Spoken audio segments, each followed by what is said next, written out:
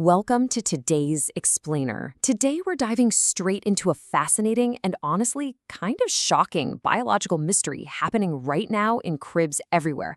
We live in this culture that's totally obsessed with baby independence, right? Sleeping through the night is treated like this Olympic gold medal we're supposed to win as early as humanly possible. But what if everything we've been told about where your baby should sleep is just completely wrong? Not dangerous, not irresponsible, but biologically incorrect. Let's really get into this, because while well-meaning relatives and industry experts are constantly pushing independent sleep as the ultimate goal, researchers decided to do something pretty brilliant. They actually put sensors on sleeping babies. And wow, what they discovered is a hidden truth that changes absolutely everything we thought we knew about infant sleep. It turns out, when a baby is placed alone in a crib, their body doesn't just feel lonely, it literally starts to malfunction. Here's the crazy part. A quiet baby is not always a calm baby. If you look at them from the outside, a baby alone in a crib can look perfectly peaceful, eyes closed, not making a peep. But if you look at their internal biology, the data tells a completely different and, frankly, pretty alarming story. Their heart rate variability drops, their breathing gets all irregular, and cortisol, the major stress hormone, just aggressively spikes. Their internal biology is in mid-mouth function. This brilliantly illustrates what researchers call shutdown mode. See, there are basically two ways a baby responds to the stress of separation. Some cry loudly to make sure you come back, but others, they go quiet. Shutdown mode is actually a survival reflex. It happens when a highly stressed infant stops protesting simply because they learn their signals just aren't working. So the crying stops, but the stress remains dangerously high. It's not independence, guys, it's a biological emergency. Now, to understand why this happens, we really have to wrap our heads around the fact that human babies are born quite literally unfinished. At birth, a human baby's brain is only about 25% developed. Think about that. That massive 75% missing chunk means they're operating with a radically incomplete system. They can do almost nothing on their own. Just compare that to the rest of the animal kingdom. A baby foal can be up, walking, and running within hours of being born. A human baby, well, they're essentially a very cute, very helpless potato. But here's the thing, this isn't a flaw, it's actually a brilliant, calculated evolutionary trade-off to allow for our large human skulls to actually be delivered. Because of this, humans evolved to deliver babies early and finish their brain development outside the womb. So your baby's nervous system, it is just not ready to be alone. So, if they are only 25% complete, who exactly is running their internal organs at night? Well, you are. During this fourth trimester, you act as the external server. Your heartbeat, your breathing rhythm, your body temperature, these aren't just sweet, comforting hugs. They are vital inputs. They are signals that the baby's immature brain actively uses to calibrate its own functions. Think of it like a newly installed operating system constantly syncing with the server. Without your physical connection, their system just runs into literal biological errors.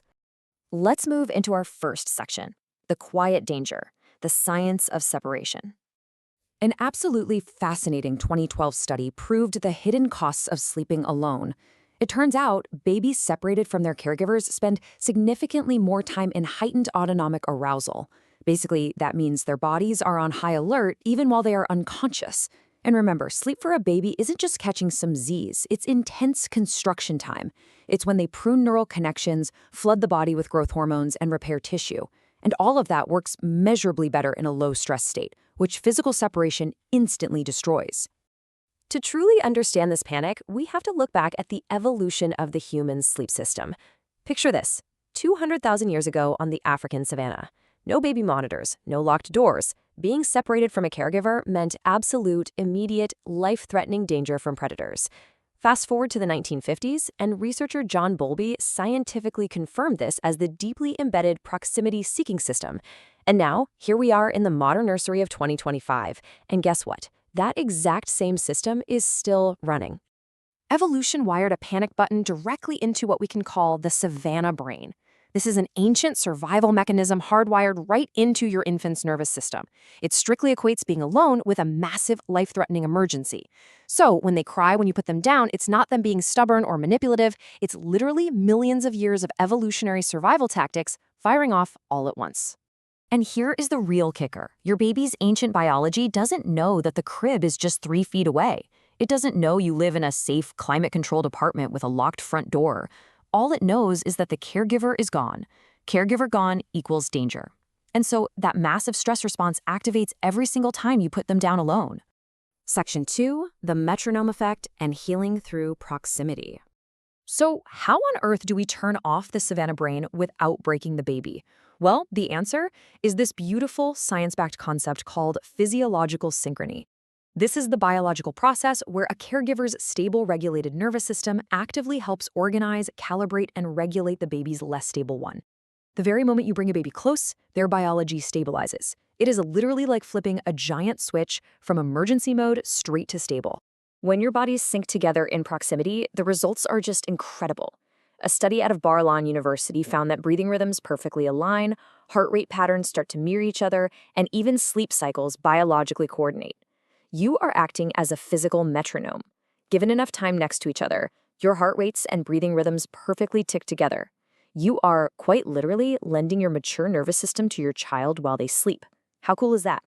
But look, we know you can't be holding them all night, so researchers found a really fascinating workaround. Let's call it the scent hack. Leaving something as simple as an unwashed t-shirt with the mother's scent nearby acts as a powerful proxy signal. The baby's brain smells you, registers proximity, and dramatically lowers their cortisol levels, inducing periods of deep, quiet sleep. So you don't always have to be physically touching to have a profound biological effect. Moving on to Section 3, safety versus proximity, the great debate.